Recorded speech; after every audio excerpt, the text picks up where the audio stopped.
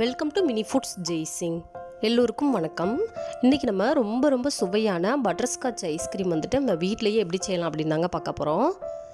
பாருங்கள், பார்க்குறதுக்கு எவ்வளோ அழகாக இருக்குதுன்னு சொல்லி அந்த பதம்லாம் பாருங்கள் சூப்பராக வந்திருக்குது. இது போல் நீங்கள் ஒரு முறை செஞ்சு கொடுத்தா போதும், கடையில் போய் நீங்கள் ஐஸ்கிரீமே வாங்க மாட்டீங்க.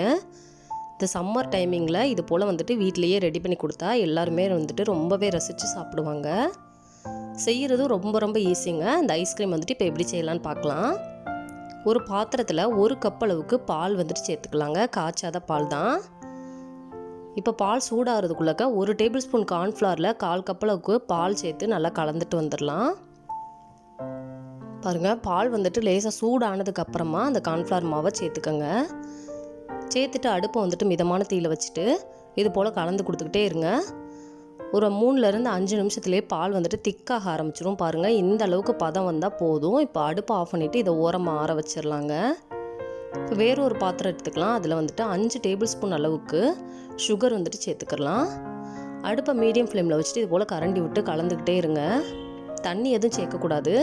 பாருங்கள், ஒரு 3 நிமிஷத்துலேருந்து 5 நிமிஷத்துலேயே இது போல் கலர் லைட்டாக மாறி வர ஆரம்பிக்கும். பாருங்கள், சுகர்லாம் நல்லா மெல்ட் ஆகிடுச்சு. கலர் இந்த அளவுக்கு மாறினதுக்கப்புறமா இதில் 3 டேபிள் ஸ்பூன் அளவுக்கு பட்டர் சேர்த்துருக்குறேங்க.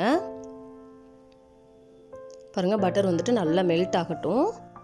இந்த கேரமல் சிரப் மட்டும் ரொம்பவே பொறுமையாக சரியாக செஞ்சு முடிச்சிட்டோன்னா ஐஸ்கிரீம் சூப்பராக வந்துருங்க. இப்போ இதில் 1/4 கப் அளவுக்கு நறுக்கி எடுத்த முந்திரி சேர்த்துருக்குறேன். நீங்கள் நிலக்கடலை கூட, வறுத்த நிலக்கடலை கூட சேர்த்துக்கலாங்க, தோலை நீக்கிட்டு.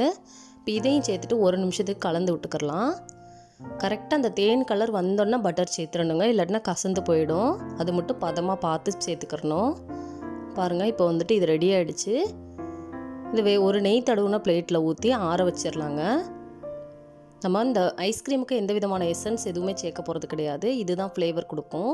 இப்போ பாருங்கள், நல்லா ஆறிடுச்சு. இப்போ இது கையாலேயே கொஞ்சம் பெருசாக உடச்சி வச்சுக்கலாம். பாருங்கள், இதே போல் ஒரு கேண்டி மாதிரி, கடலை மிட்டாய் மாதிரி வந்துடும். இதை நல்லா இஞ்சி அடிக்கிற கல் வச்சு நுணுக்கி எடுத்துக்கலாங்க. பாருங்கள், இது போல் கொரப்பான பதத்துக்கு நுணுக்கி எடுத்துக்கலாம். இப்போ இதை ஓரமாக வச்சிடலாம். இப்போ ஒரு கண்ணாடி பவுலில் 1 மணி நேரம் ஃப்ரீசரில் எடுத்து வச்சு வெளியில் எடுத்து வச்சுருக்குறேங்க. இது கூட 1/2 கப் அளவுக்கு ஃப்ரெஷ் க்ரீம் சேர்த்துருக்குறேன். ஃப்ரெஷ் க்ரீமும் நல்லா ஜில்லுன்னு இருக்கணும், ஃப்ரிட்ஜில் எடுத்ததாக இருக்கணும். கண்ணாடி பவுல் தான் யூஸ் பண்ணணும்னு இல்லைங்க, வேறு எந்த பவுல் யூஸ் பண்ணுறதா இருந்தாலும் சரி. அதை 1 மணி நேரம் ஃப்ரீசரில் எடுத்து வச்சுட்டா நமக்கு சீக்கிரமாகவே ஃப்ரெஷ் க்ரீம் இது போல் நல்லா ஃப்ளஃபியாக ரெடி ஆகிடுதுங்க. பாருங்கள், க்ரீம் எந்த அளவுக்கு ஃப்ளஃபியாக ரெடி ஆகிருக்குன்னு சொல்லிட்டு 5லேருந்து 10 நிமிஷம் ஆகுங்க இது போல் நமக்கு கிடைக்கிறதுக்கு. பாருங்கள், திக்காக வந்துருச்சு. நீங்கள் நார்மலாக கையை வச்சு அடிக்கிற விஸ்கு வச்சும் அடிச்சுக்கலாங்க. இப்போ இதில் 1/2 கப் அளவுக்கு பவுடர் பண்ண சுகர் சேர்த்துக்கிறேன். அதையும் சேர்த்துட்டு இது போல் விஸ்க் வச்சு நல்லா அடித்து விட்டுறலாம். பாருங்கள், ஓரங்கள்லாம் எடுத்து விட்டு இது போல் நல்லா அடித்தாச்சு. இப்போ இதில் நம்ம காய்ச்சி ஆற வச்சுருக்கிற அந்த பாலை சேர்த்துடலாங்க. பால் நல்லா ஆறி இருக்கணும். அதில் நம்ம ரெடி பண்ணி வச்சுருக்கிற பட்டர்ஸ்காட்சையும் சேர்த்துடலாம். ஒரு 1/4 கப் அளவுக்கு மட்டும் மிச்சம் வச்சிடலாங்க. கொஞ்சமாக எல்லோ கலர் ஃபுட் கலர் சேர்த்துருக்குறேன், அந்த பட்டர்ஸ்காட்ச் ஐஸ்கிரீமோட கலர் கிடைக்கிறதுக்காக வேண்டி. பாருங்கள், நல்லா எல்லாத்தையுமே கலந்தாச்சு. இப்போ இதை ஏர்டைட் கண்டெய்னரில் ஊற்றிடணுங்க. இந்த அளவுக்கு பதம் இருக்கணும், பார்த்துக்கோங்க. அப்போ தான் ஐஸ்கிரீம் வாயில் வச்சாலே மெல்ட் ஆகும்.